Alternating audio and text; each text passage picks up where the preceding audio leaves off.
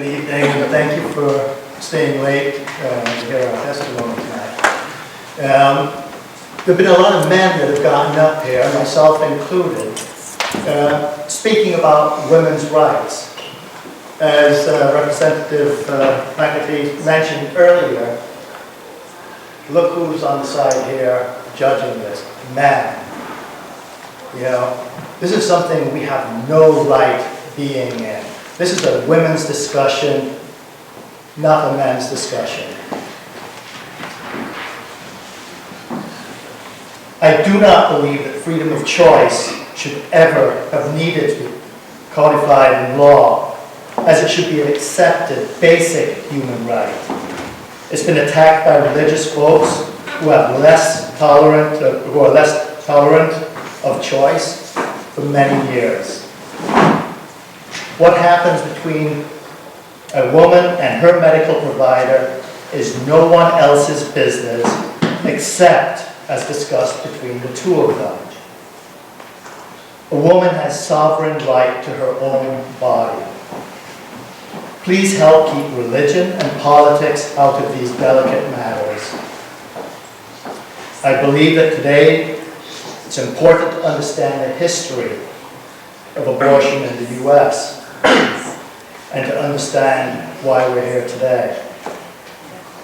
America operated under the British common law up until the American Revolution. British common law was clear that abortion was legal until quickening.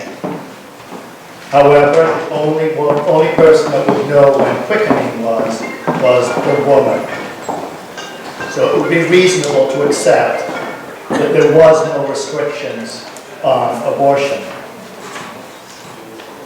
During the 19th century, doctors were not as highly ranked as they are today, and they competed for their increased stature amongst the midwives, the town herbalists, unlicensed doctors, the Indian medicine man, and the snake oil doctors.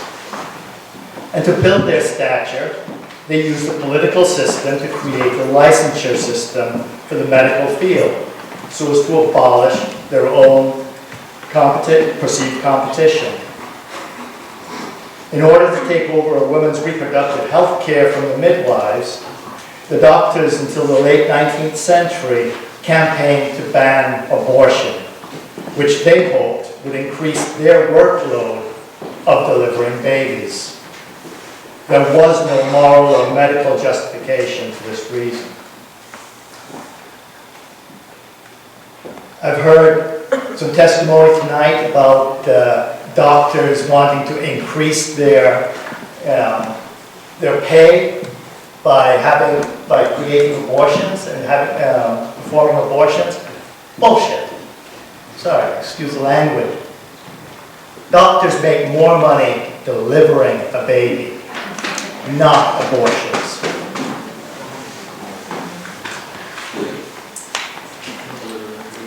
Another reason that abortion became a political football is nothing more than insecure men practicing racism. Slaveholders were concerned about their wives and their daughters having sex with the slaves, and they wanted to control their wives and their daughters as property. If abortion was easily obtained from the local midwife, the slave owner may never have known that his property had become pregnant. Women are not property. Some religious leaders adopted this view and used their religion to support this view. However, the foundation of the anti-choice religions is from a Bible that does not even talk about abortions. The only place in the Bible that gives value to a fetus is the book of Exodus, chapter 21. And that states that a woman who is pregnant and is hurt by another and it causes her to miscarry, the offending person should pay a fine. The Bible offers no more than financial compensation to the mother for a fetus. Please also note, there have been many Christian religions that use the same Bible as their cornerstone for their religions, and they do support a woman's freedom of choice. Further, while the Bible may be a valuable document for some people to live by, it is not the law of the land. As you can see, women's reproductive health care has been a political manipulation for special interest gains. Nowhere in the political process was a woman ever considered, much less consulted. Nowhere were the lives that would be impacted ever consulted. Rhode Island now has the opportunity to show that we do value women and codify their rights as law, just as they had been codified going back before the 13th century. We spoke about Roger Williams. He founded the colony of Rhode Island based upon the principles of complete religious toleration, separation of church and state, and political democracy. We live in a country that was founded on the freedom of religion that came directly from the Rhode Island principles.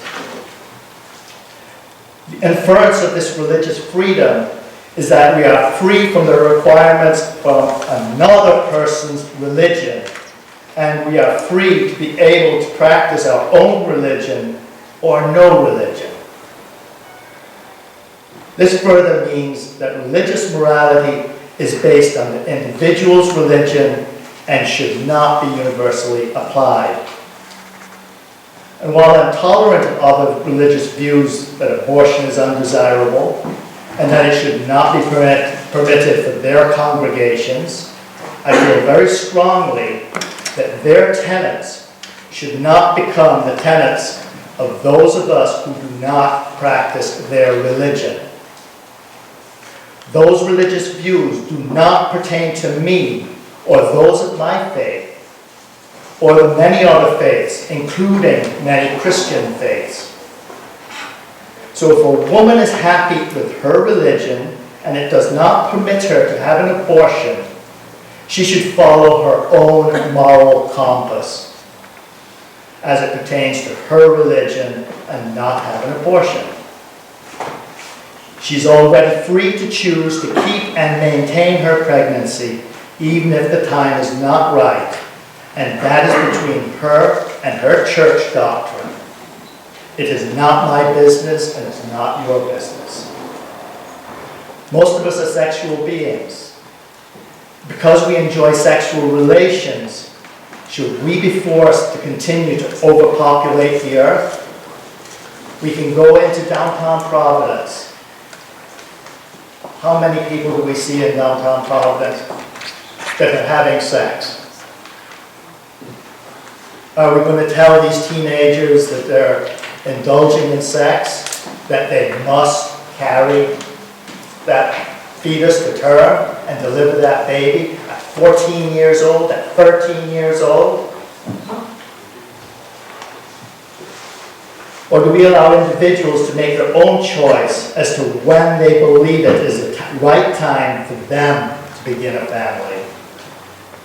Who takes responsibility for raising the unwanted children if a woman is not permitted to a safe and legal abortion and does not want to raise the child? Who gives them unconditional love? Would you like to be raised with resentment as your birthright? Should my daughters or any woman become pregnant unwillingly, I want for them to have their own opportunity to evaluate with their own moral compass what they need to do for themselves. I stand strongly against their being forced into following laws promulgated of religious or racist origin that they do not subscribe to. We live in Rhode Island. Do not forget Roger Williams. Do not allow religious doctrine as the law of Rhode Island.